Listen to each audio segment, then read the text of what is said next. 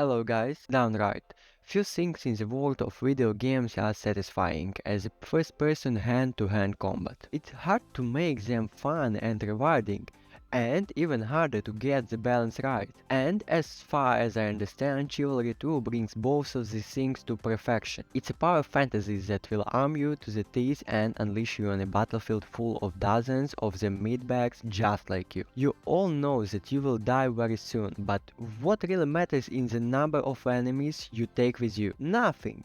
And I mean nothing, compares to the feeling of fighting an entire squad of enemies in this game, knowing that one mistake is all that stands between you and death. Setting. This is already obvious to players of the previous game, but new players should be aware that Chivalry 2 is not story-driven game. There is a general narrative that explains the settings of the medieval world as well as the role of various kingdoms in it. Two short scenes at the beginning of the game also explain the status of the current conflict between the two playable factions, the Knights of Agatha and the Order of Mason. But after that, you are immersed in the game without any further explanation. If you really want to immerse yourself in this world, there is a lore section on the menu where you can read a little more about it. After all, Chivalry 2 is all about combat, a bit about fighting. The core of this game is phenomenal melee combat that has been polished almost to perfection. It's not as hard as you had expected,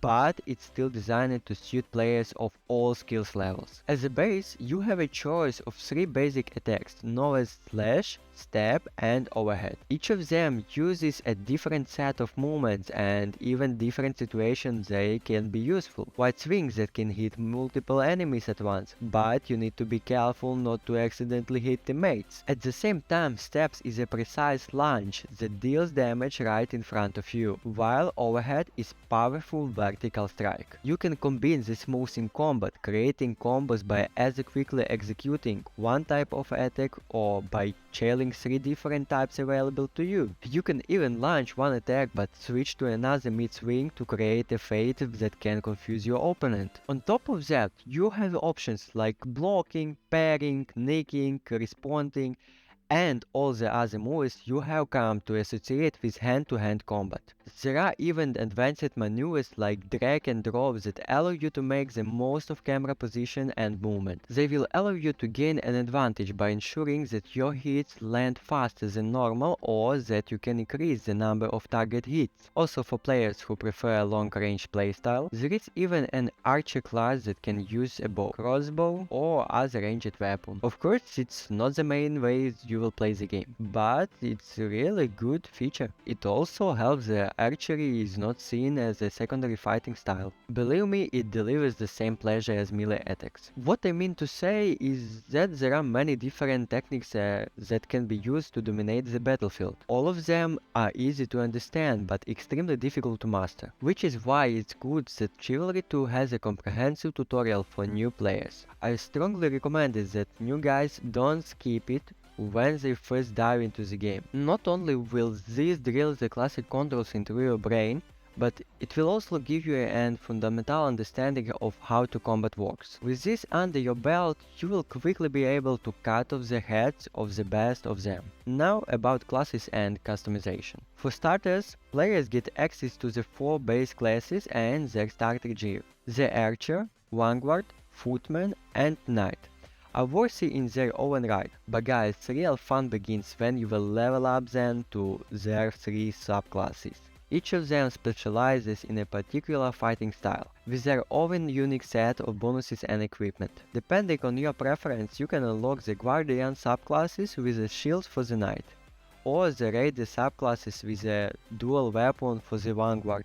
The choice is always yours. Each main class also has a unique ability that builds up over time. So for example, the Vanguard class can throw a pot of oil that creates a burning area of effect, and Knight can blow a horn that heals nearly areas. So these abilities can help you turn the tide of the fight, but only if you use them very strategically. In addition to experience as you level up, you also can get a gold. It can be used to purchase various cosmetic items for your classes from the in-game store. Options can be very diverse. from various helmets and armor to many variations of each type of weapon in the game. You can purchase everything available with gold, but the price some of these items are too high. But this is because the game also features an alternative premium currency known as crowns. They can be purchased for real money if you decide to skip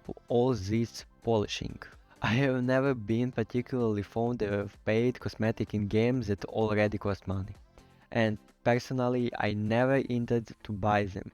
But potential buyers should mention that Chivalry 2 has microtransactions. About the maps and modes. At launch, the selection of maps available for players is rather limited. And to be completely honest, then what we get is not very diverse. But players can take a solace in the fact that all the maps are at least intelligently designed, so the large 64-player maps are divided into many areas, each of which gets its own time to shine in the multi-stage battles that take place on them. Both factions in the game have their own set of objectives for each location, and depending on your luck, you can end up on either the attacking or defending side. Thus, on the same map, there are two different points of view that you will be able to see. The small 40-player or free-for-all maps don't have the many segments that distinguish their larger counterparts, but they are really still open enough that they don't feel crowded. So now outcome. The melee combat in the game is one of the most fun in multiplayer games in recent times. It's fast,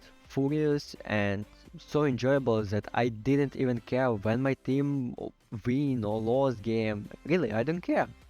Even losing is fun. Unlike other games of this type, Chivalry 2 is also very beginner friendly. The tutorial will quickly help any beginner understand the basic of the combat.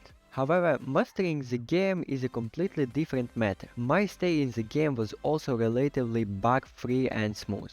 After a couple of hours of playing, I noticed only one hard bug, but other than I didn't encounter any serious problems. In conclusion, I want to say that Chivalry 2 gave me really incredible pleasure, and I intend to return to it for many years to come.